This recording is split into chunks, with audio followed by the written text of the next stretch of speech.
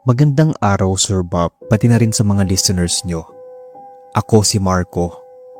Itong karanasan na ibabahagi ko sa inyo ay nangyari nung kakatanggap lang sa akin sa trabaho bilang isang konduktor ng bus. Nataong last trip na ang bus na minamaneho ni Uncle Luis. Siya yung driver ko. Kapatid siya ng yumao kong ina at siya din yung nagpasok sa akin sa trabahong yon. Unang sabak ko nung gabi, syempre nangangapa pa kasi hindi nga ako sanay. Hindi puno ang lahat ng upuan nang magsimula kaming bumiyahe, kaya mabagal lang yung aming pagpapatakbo. Nagbabaka sakali si Uncle Luis na may mapipick up pang ibang pasahero na naghihintay ng masasakyan. Hindi nga siya nagkamali. Marami talaga at doon ko nakaengkwentro ang isang matandang babae na naging huling pasahero namin na kakaiba kong maatitig. Para bagang may gusto siyang ipahiwatig pero hindi ko lang maunawaan. Naging diretso at matuloy na ang pagpapatakbo ng bus ng uncle ko nang mapuno na ang lahat ng upuan. Pasipol-sipol pa nga siya habang nagmamaneho. Sa hindi inaasahang pangyayari ay pumutok ang gulong ng bus. Mabuti na lang at nakapagpreno agad si Uncle Luis kaya ligtas kaming nakaparada sa gilid ng kalsada. Nasakto pang may karinderya doon kaya napagdesisyonan ng mga pasahero na bumaba muna para kumain ng hapunan. Nagulat kami sa tinuran ng matandang babaeng pasahero.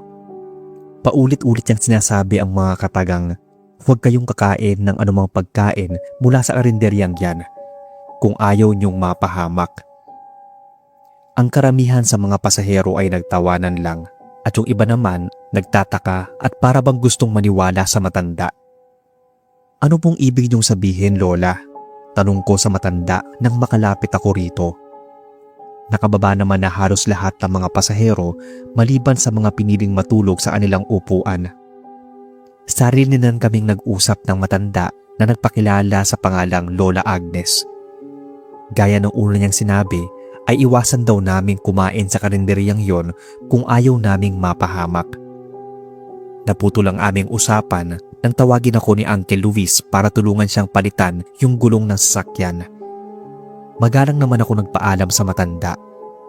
Pero bago ako nakaalis ay hinawakan niya muna ako sa kamay sa tinitigan ng diretso at seryoso.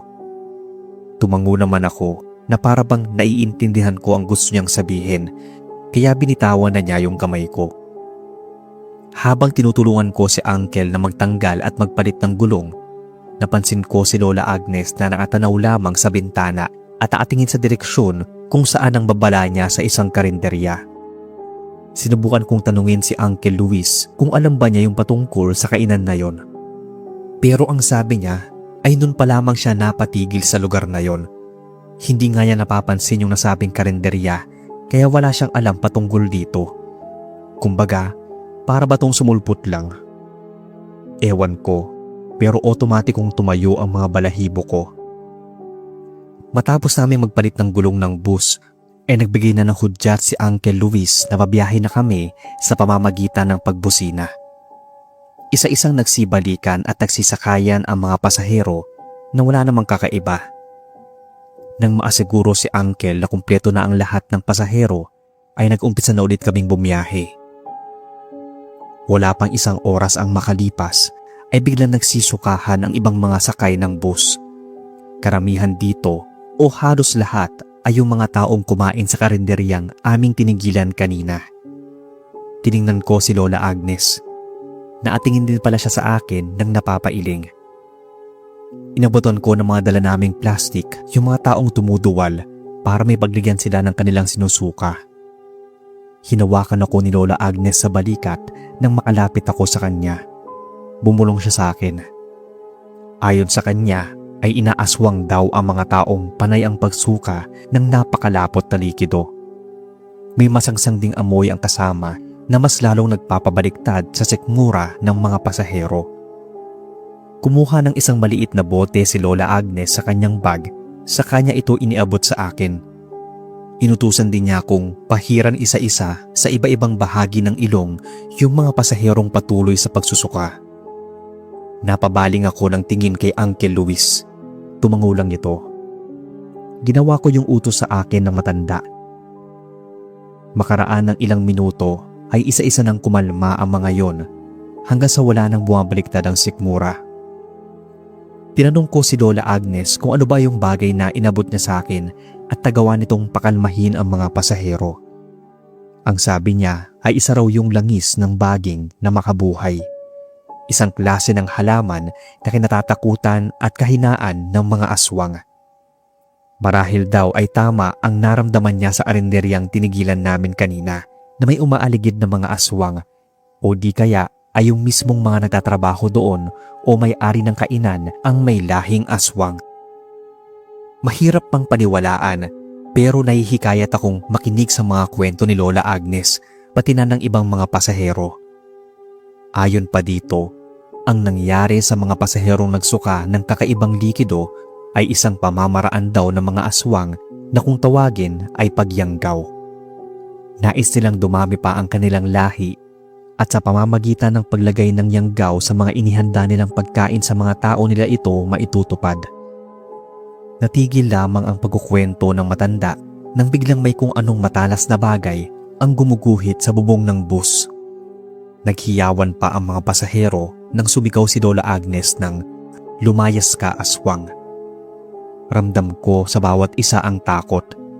Maski ako rin naman ay nakaramdam ng pangingilabot lalo na nang may umalulong mula sa taas ng bus. Dagdag pa ni Lola Agnes na sumunod ang isa sa mga aswang dahil nagalit ito at naamoy niyang nawala na ang mga yanggaw sa mga taong bibiktimahin sana nila. Mas lalo namang pinaharurot ni Uncle Luis ang sasakyan. Sinabi pa niyang kunin ko ang tubo sa ilalim ng kanyang upuan para may magamit akong armas kung sakaling umatake yung sinasabing aswang. Pero si Lola Agnes ay matapang na sinabihan kami na itigil ang bus. Siya na raw ang bahalang maipagtuo sa aswang, tutal ay iisa lang naman daw ang kanyang nararamdaman at wala iyong kasama. Huminga muna ng malalim si Uncle Luis at pagkaparada niya ng bus sa gilid ng kalsada ay kinausap niya ang mga pasahero para kumalma. Pinuksan pa nga niya yung TV sa kanilakasan ng volume nito. Buwaba nga si Lola Agnes na punong-puno ng tapang. Hawak niya sa magkabilang kamay ang dalawang maliit na bote na may lamang langis na baging na makabuhay. Pinagmasdan ko siyang mabuti. Pagbaba niya, tumingala siya sa kahinanap sa itaas ng sasakyan yung tinutukoy niyang aswang. Pero sa bandang kanan niya ito nakita sa may likuran ng bus kung saan iyon umangil. Susugod na sana ito sa kanya pero mabilis na buksan ni Lola Agnes ang mga hawak niyang bote sa kanya ito iwinisik sa papalapit na aswang. Napansin kong medyo umusok yung mukha nun at doon ko lang nakita yung wangis nito mula sa bintana. Kulubot ang balat, may mahaba at matatalas na pangil, magulo ang buhok, nanlilisik ang mga mata at mahaba din ang kuko sa kamay. Masasabing nalapnos ang mukha nito sa ginawang pagsaboy ni Lola na para bang asido yon. Pero hindi pa nga doon natapos ang lahat. May inilabas muli ang matandang babae mula sa kanyang bayong na naasabit sa balikat. Isa iyong buntot ng pagi. Malakas niyang hinagupit ito sa aswang na walang magawa kundi ang umalulong dahil sa sakit. Sakalang ito tinantanan ng matanda nang hindi na ito gumagalaw pa. Pumasok na rin ng bus si Lola Agnes nang maasigurong natalo na niya yung aswang. Akala mo nanood talaga ako ng action movie. Namangha at halos hindi kami maapagsalita sa mga naganap. Pero sabi niya ay wag muna kaming makampante. Sabi ni Lola ay kailangan naming bilisan na makaalis sa lugar na yon dahil habang gabi pa ay walang kasiguraduhan ang aming kaligtasan. Mabuti na lang at tigtas ang lahat hanggang sa sumapit na ang araw. Papunta kasing Bicol yung biyahe namin kaya mahaba talaga ang nilakbay. Tahimik lang si Uncle Luis pero ramdam ko sa kanya na natakot din siya sa naging karanasan naming yon. Buwaba na ang lahat sa terminal ng bus na may nakakakilabot na karanasan na tiyak hindi paniniwalaan ng karamihan. Basta kami ni Uncle Luis, tikom ang bibig naming magkwento at bahala na yung mga pasaherong magsiwalat sa kaganapan kagabi. Hindi ko na rin namalayan ang pag-alis ni Lola Agnes. Simula noon, Sir Bob, ay iniiwasan na naming tumigil sa lugar na yon dahil sa takot na baka makaengkwentro na naman ulit kami ng mga nangyayanggaw na mga aswang. Doon na lang kami sa kainan o bus stop na alam na ni Uncle. Maraming taon na rin to nangyari, sir. Naapag-aral na rin ako magmaneho ng bus at ngayon nga ay bus driver na rin ako. Kapag walang biyahe minsan o kaya naghihintay ng mga pasahero, ay pinapainggan ko ang mga kwento sa channel.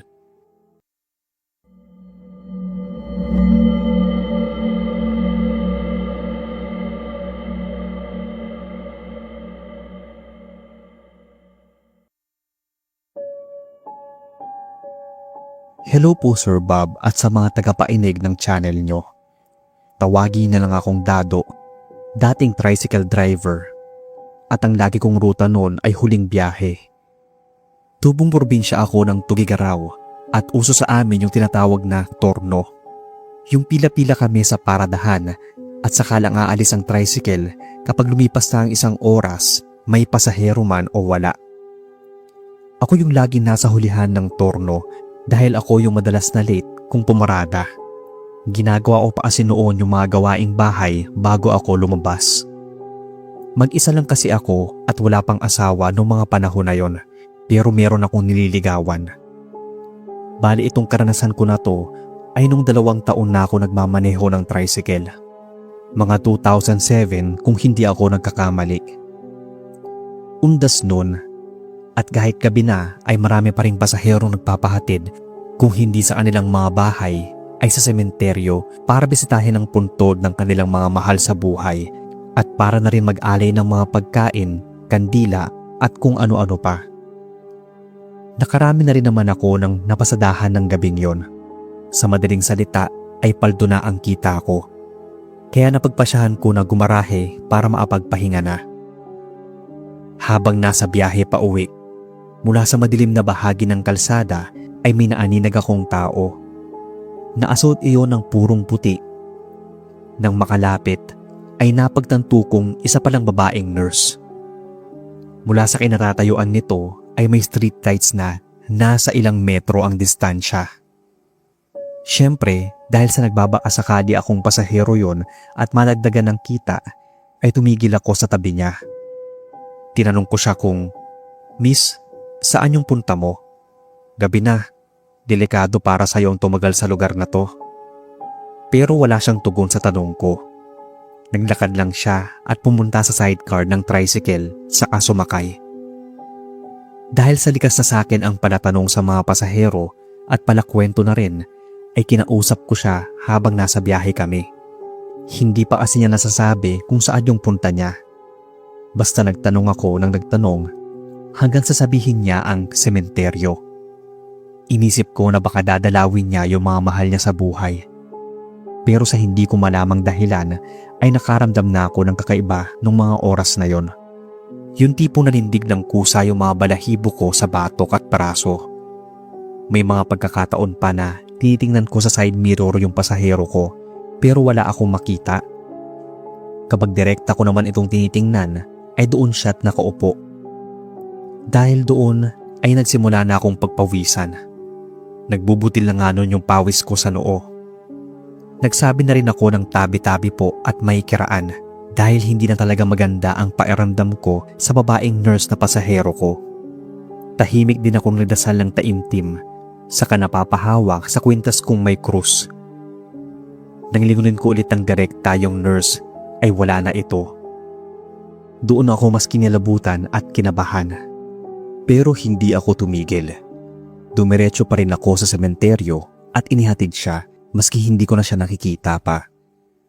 Naisip ko kasi na baka yun ang paraan para matulungan ko siyang matahimik ang kanyang ligaw na kaluluwa. Pagdating ko ng lumang sementeryo ay naging komportable naman yung pakiramdam ko lalo na't may mga tao pa roon na bumibisita. Hindi na rin naninindig ang mga balahibo ko kaya sa palagay ko ay nakababa na yung pasahero kong multo. Kinabukasan, kinuwento ko to sa mga kasama kong driver sa aming paradahan. Ang akala ko nga pagtatawanan nila ako, pero hindi. May iba pala kasi sa kanila ang naaranas din ng isakay ang babaeng nurse na nagbumulto. Palipat-lipat daw ito ng pwesto pero iisa lang ang destinasyon, dun sa lumang sementeryo. At kapag hindi raw ito napagbigyang ihatid, yung ilan daw sa mga tricycle driver na tumatanggi ay ayon sa kanila nilalagnat. Tapos magpapatuloy itong magpakita hanggang matapos raw ang undas. Grabe nga yung takot ko habang pinapainggan yung kwentong yon. Hindi ko rin maiwasang isipin yung naging karanasan ko nung gabi. Mabuti na lang at nagawa kong ihatid yung multo ng babae sa lumang sementeryo dahil kung hindi, tiyak na nilagnat na ako hanggang sa matapos ang araw ng undas, ayon sa kanila. Nagtanong pa ako ng ibang detalye patungkol doon sa babaeng nagmumulto. Naging interesado na kasi ako kung ano bang nangyari sa kanya at bakit hindi siya matahimik. Wala naman silang konkretong maisagot. Kesyo baka raw hinold up, tapos ginahasa, tapos pinatay. Kadalasan naman kasi ganyan yung mga nangyayari sa mga kaluluwa ng mga babaeng hindi matahimik. May mga ilan-ilan pa nga na naiiba ang kaso. Naisip ko na kung ganoon nga ang lagay, mas mabuti sigurong ituro ng nurse na multo kung saan siya pinatay o tinapon para naman maski papaano ay mabigyan siya ng marangal na libingan. Nagbaka sakali akong maisakay ulit siya. Ilang gabi rin akong nagbabalik-balik sa lugar kung saan ko siya isinakay pero nabigo ako. Hindi na siya ulit nagparamdam sa akin. Pero nababalitaan ko na sa ibang mga tricycle driver naman ito nakikisakay at nagpapahatid. Inisip ko na lang na baka ganun talaga ang gusto niya at hindi niya patanggap na patay na siya. Kaya siguro yung mga karaniwang bagay na ginagawa niya nung buhay pa siya, patuloy pa rin niyang ginagawa. Ipinagdasal ko na lang yung kaluluwa niya na sana dumating yung araw na matahimik na siya at patanggap na niya kung ano man yung nangyari sa kanya at mabigyan ng hustisya yung pagkamatay niya, kung yun nga talaga yon. Mahigit 1 dekada na rin tong nangyari. Magdadalawang dekada na nga.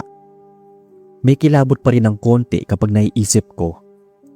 Nasa ibang lugar na kasi ako sa Tugigaraw at hindi na ako napapadaan kung saan ako nagtrabaho bilang tricycle driver at hindi ko na rin napupuntahan yung lumang sementeryo.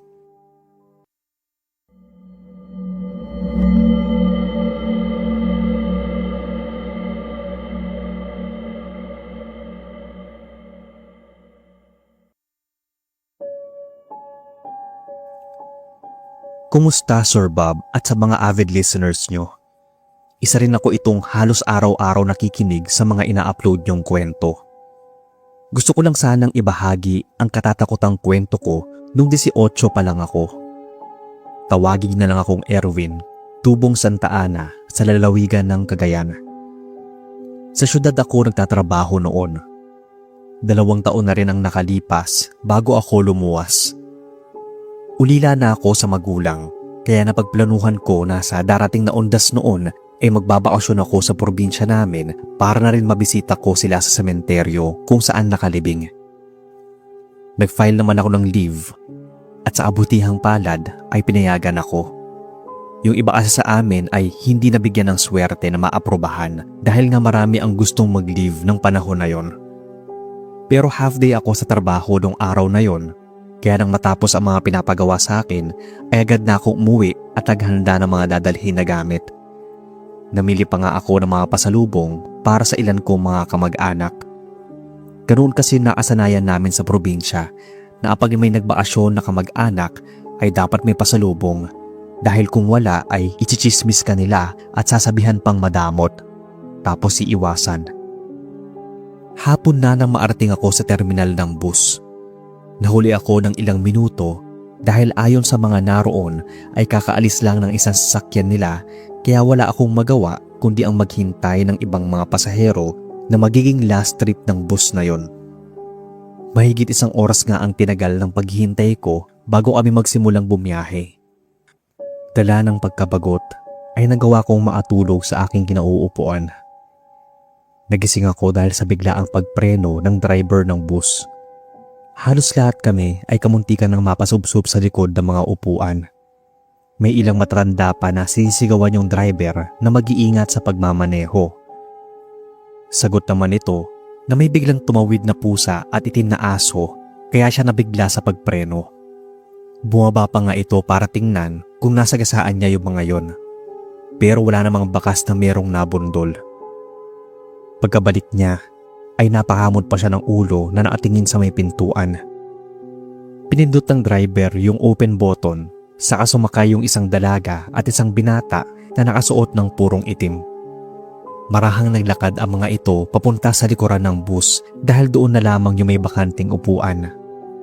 Nang tumigil yung babae sa mismong tapat ko, nagtama yung mga mata namin. Dito ko napagtanto na may angkin siyang kagandahan. Pero naputol yung pagtitigan naming yon dahil hinila siya ng kasama niyang lalaki. Nayuko na lang yung babae, samantalang yung lalaki ay pinandilatan ako ng mga mata bago naglakad. Napansin kong kakaiba ang pamumula ng kanilang mga mata. Mas malala pa sa sore eyes kasi nanlilisik ang mga yon. Akala ko nga ay masusugatan na ako sa talim ng titig ng lalaki. Ang ginawa ko na lang, inayos ko ang pagkakaupo, saka muling sumandal at pinikit ang mga mata.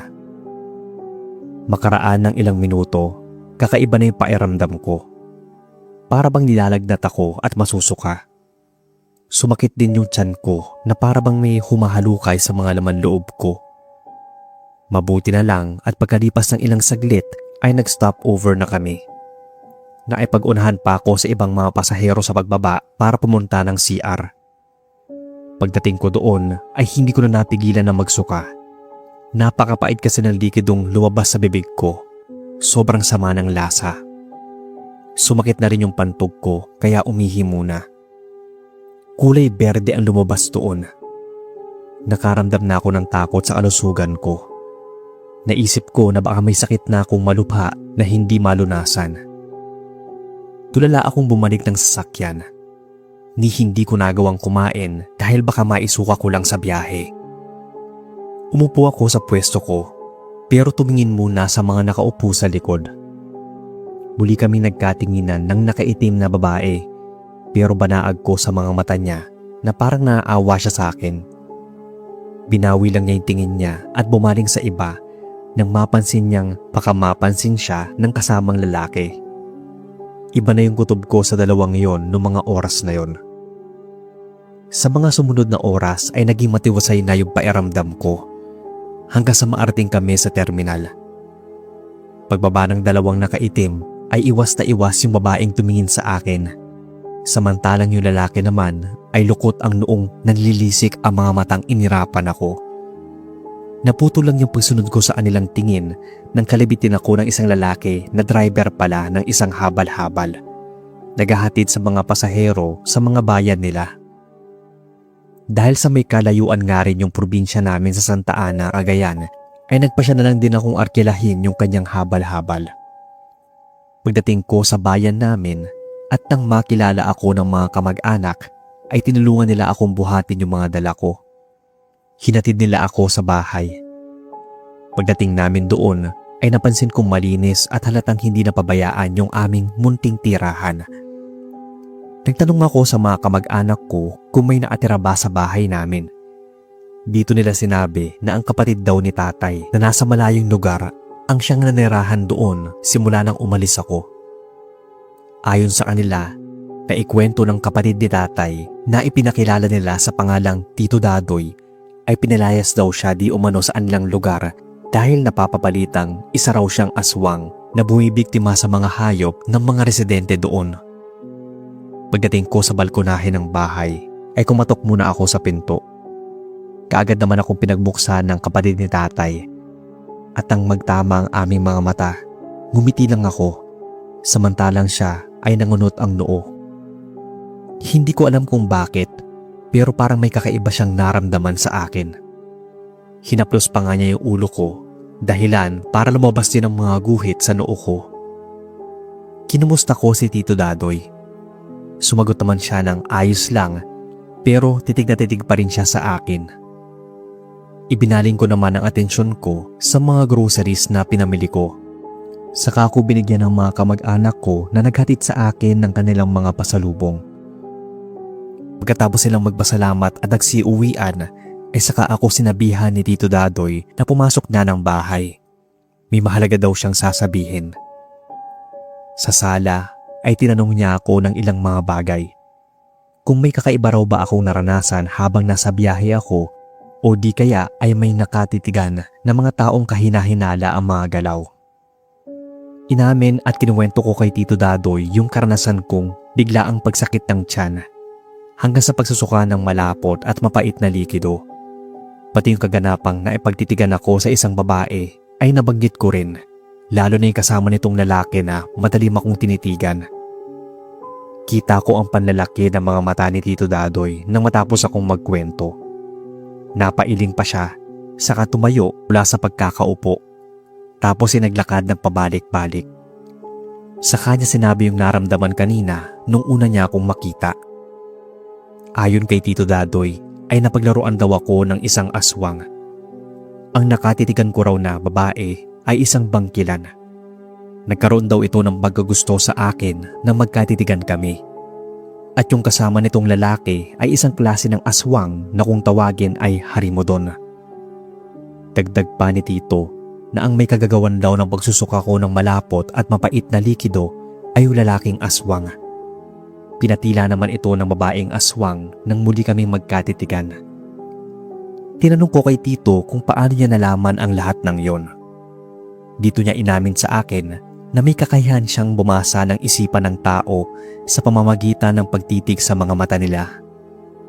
Nahawaan daw kasi siya ng pagkaaswang nang maagat ng nakaengkwentro niya noon na hindi basta-bastang uri, sapagkat yung ganong klase daw ang masasabing pinakamalakas sa lahat ng aswang, ang mga gabunan.